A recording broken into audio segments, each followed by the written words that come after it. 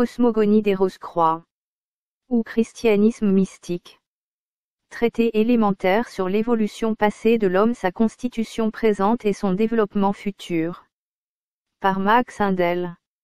Chapitre 9. Retardataires et nouveaux venus. En suivant, au cours du chapitre précédent, l'évolution de la vie, de la conscience et de la forme, phase triple de la manifestation de l'Esprit Vierge, c'est-à-dire de la vie dans l'acte de se revêtir de la forme et d'acquérir ainsi la conscience, nous avons parlé comme si tous les esprits vierges ne formaient qu'un seul groupe, tous sans exception ayant progressé d'une manière constante et uniforme. Nous l'avons fait en vue de simplifier le sujet car, à vrai dire, il y a eu des retardataires, comme il s'en trouve dans toutes les classes d'êtres, de quelque ordre qu'ils soient. On trouve chaque année, dans les écoles, des élèves qui ne réussissent pas à passer dans une classe supérieure. De même, dans chaque période de l'évolution, il y a des êtres qui n'ont pas atteint le degré de développement nécessaire pour passer dans la classe immédiatement supérieure. Même dès la période de Saturne, il y en eut qui ne réussirent pas à progresser suffisamment pour faire le prochain pas en avant. À cette époque, les êtres supérieurs travaillaient avec la vie qui était elle-même inconsciente, mais malgré cette inconscience, un certain nombre d'esprits vierges, qui n'avaient pas autant de souplesse et dont la faculté d'adaptation était moindre, se trouvèrent en retard sur les autres. Dans ce seul mot adaptation, se trouve le grand secret du progrès ou du retard. Tout progrès dépend de la flexibilité, du degré d'adaptation et de souplesse de l'être en évolution, lui permettant de s'accommoder de nouvelles conditions. Son retard vient de ce qu'il se cristallise, reste immobile et est incapable de changer.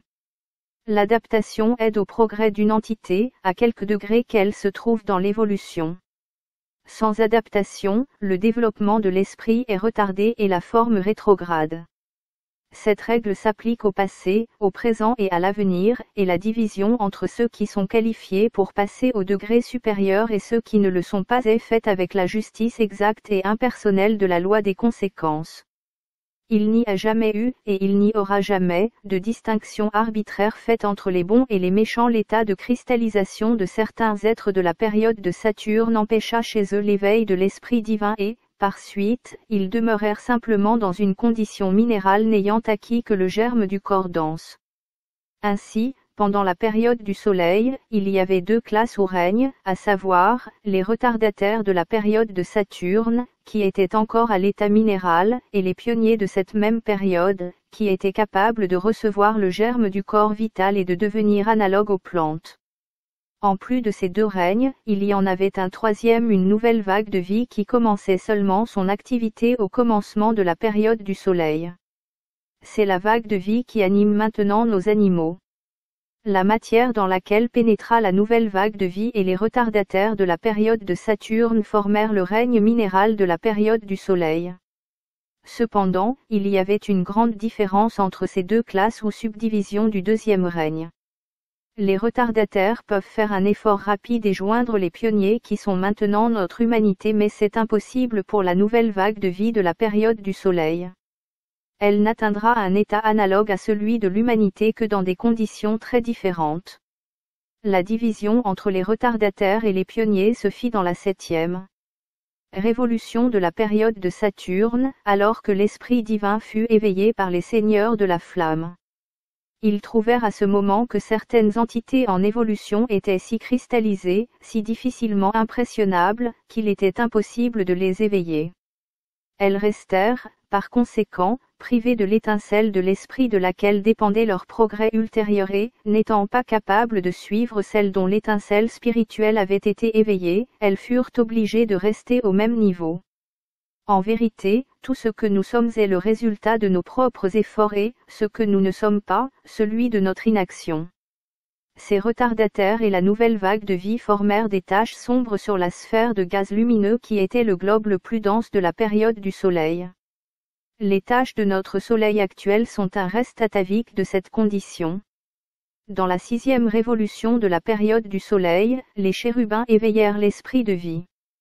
Alors on trouva de nouveau qu'un certain nombre des entités qui avaient passé avec succès le point critique dans la période de Saturne s'étaient attardées pendant la période du Soleil et n'étaient pas prêtes pour la vivification du second aspect de l'esprit.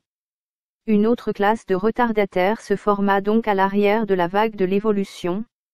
Dans la 7e révolution de la période du Soleil, les seigneurs de la flamme réapparurent pour éveiller l'esprit divin chez les retardataires de la période de Saturne, qui étaient arrivés au point où ils pourraient recevoir cette impulsion spirituelle dans la période du Soleil. Les seigneurs de la flamme éveillèrent aussi le germe de l'esprit divin chez toutes les entités de la nouvelle vague de vie qui étaient prêtes pour cela, mais, dans ce cas, il y eut des retardataires. Ainsi, au début de la période de la Lune, on trouvait les classes suivantes. Tableau 12. Classification des êtres à l'aube de la période de la Lune. 1 degré les pionniers qui avaient passé avec succès par la période de Saturne et par la période du Soleil. Ils possédaient le germe du corps dense et du corps vital, de l'esprit divin et de l'esprit de vie, tous ces germes étant actifs. 2 degrés les retardataires de la période du Soleil qui avaient reçu le germe du corps dense et du corps vital et aussi celui de l'esprit divin. 3 degrés les retardataires de la période de Saturne qui avaient été promus pendant la 7e révolution de la période du Soleil. Ils avaient le germe du corps dense et de l'esprit divin. 4 degrés les pionniers de la nouvelle vague de vie qui avaient les mêmes véhicules que la classe 3, mais qui appartenaient à un plan d'évolution différent d'une autre. 5 degrés les retardataires de la nouvelle vague de vie qui avaient seulement le germe du corps dense. 6 degrés une nouvelle vague de vie qui commença son évolution au début de la période de la Lune et qui réside aujourd'hui dans nos plantes. Il ne faut pas oublier que la nature se hâte lentement.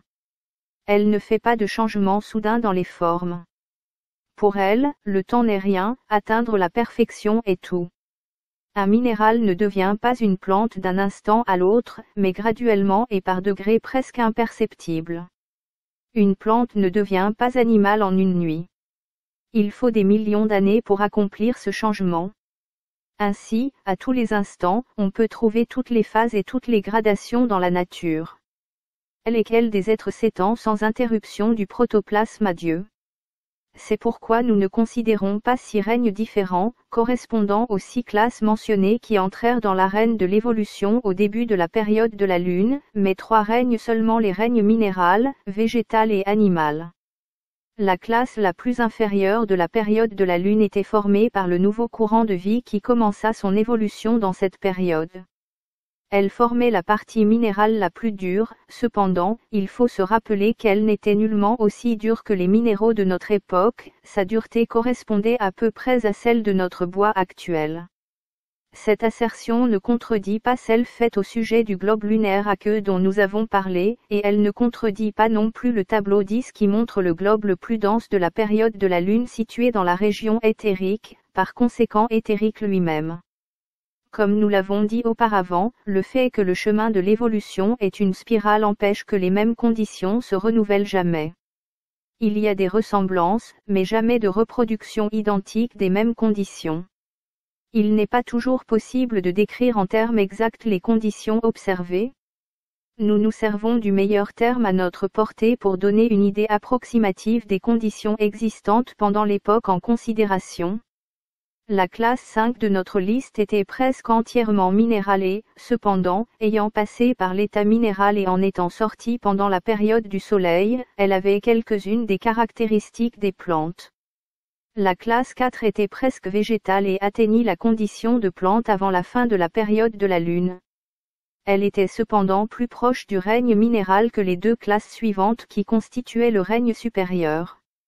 Nous pouvons donc grouper ensemble les classes 4 et 5, car elles formaient une sorte de degré intermédiaire, un règne minéral végétal qui constituait la surface de l'ancienne planète de la période de la Lune. Cette matière était quelque chose d'analogue à notre tourbe actuelle qui est aussi une matière spongieuse et humide, ce qui s'accorde avec la description donnée à l'état aqueux de la période de la Lune. Les classes 4, 5 et 6 comprenaient donc les divers degrés du règne minéral dans la période de la Lune, la classe supérieure étant presque végétale et la classe inférieure formant la substance minérale la plus dure de cette époque. Les classes 2 et 3 constituaient le règne végétal, quoiqu'elles fussent, en réalité, plus que les plantes, et cependant, pas encore tout à fait des animaux. Elle croissait dans le sol minéral végétal et était stationnaire comme nos plantes, mais elle n'aurait pu, comme nos plantes actuelles, croître dans un sol purement minéral. Nos plantes parasites, qui ne peuvent croître dans un sol purement minéral et qui recherchent la nourriture déjà spécialisée par une véritable plante ou un arbre, fournissent un bon exemple de ce qu'était la condition de ces deux classes. La classe 1 était formée par les pionniers de la vague de vie des esprits vierges. Pendant la période de la Lune, ils passèrent par une sorte d'existence quasi animale. Ils n'étaient pas comparables aux animaux de notre époque, si ce n'est qu'ils possédaient les mêmes véhicules et qu'ils étaient sous le contrôle d'un esprit groupe qui comprenait toute la famille humaine. Leur forme différait beaucoup de celle de nos animaux, comme le montre la description partielle donnée dans le chapitre précédent. Ils ne venaient pas en contact avec la surface de la planète, mais flottaient suspendus par des cordons analogues au cordon ombilical. Au lieu de poumons, ils avaient des sortes de branchies au moyen desquelles ils respiraient la vapeur brûlante du brouillard de feu. Ces caractéristiques de l'existence lunaire sont encore répétées par l'embryon pendant la période de gestation. À un certain degré de son développement, l'embryon possède, en effet, des branchies. Les êtres de la période de la Lune avaient aussi la colonne vertébrale horizontale des animaux. Pendant la période de la Lune se formèrent des divisions de classes plus nombreuses que dans les périodes précédentes, parce qu'il y avait, bien entendu, des retardataires qui ne réussirent pas à se maintenir au sommet de la vague d'évolution. Pour cette raison, il y avait, au début de la période de la Terre, 5 classes, dont quelques-unes contenaient plusieurs divisions, comme le montre le tableau 13. Ces divisions se produisirent aux époques et pour les raisons suivantes.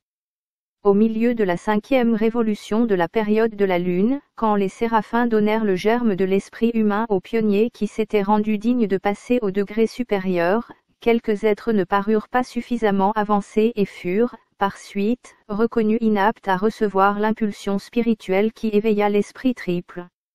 Dans la 6e révolution de la période de la Lune, les chérubins parurent de nouveau et vivifièrent l'esprit de vie chez les êtres qui avaient été laissés en arrière pendant la période du Soleil, mais qui avaient atteint, depuis, le degré nécessaire de développement, classe 2 de la liste précédente, et aussi chez les retardataires de la période du Soleil qui n'avaient pas développé un corps vital pendant leur existence végétale de la période de la Lune, classe 3 de notre dernière liste.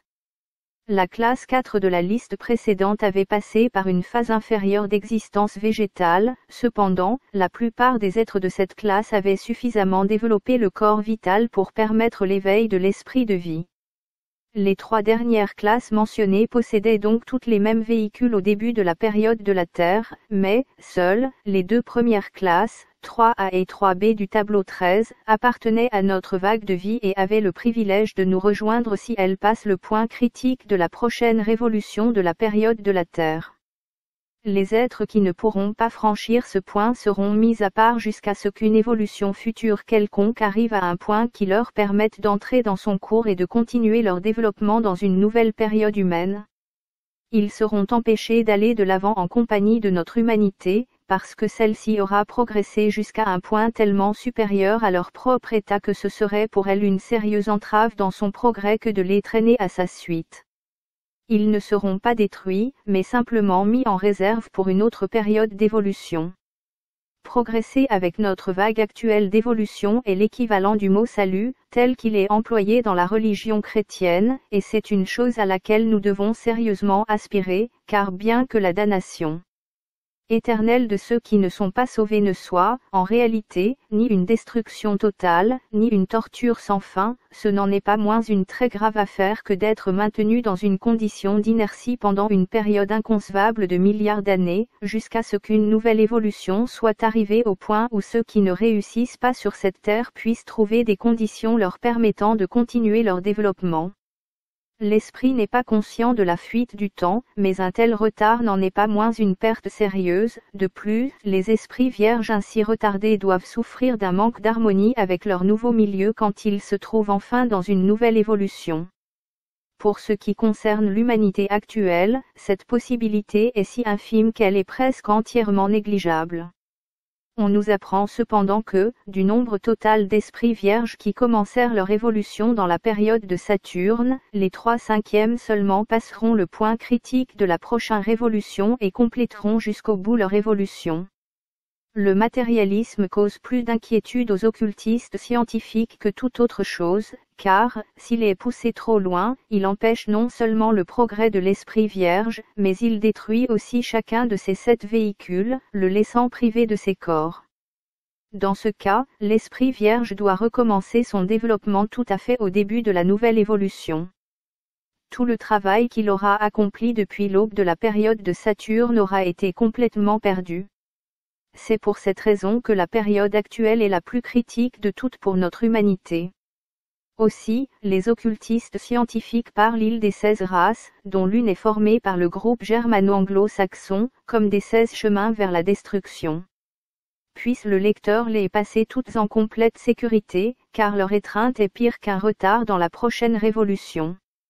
D'une manière générale, les membres de la classe 5 de la liste précédente reçurent le germe de l'Esprit divin dans la 7e révolution, quand parurent à nouveau les seigneurs de la flamme.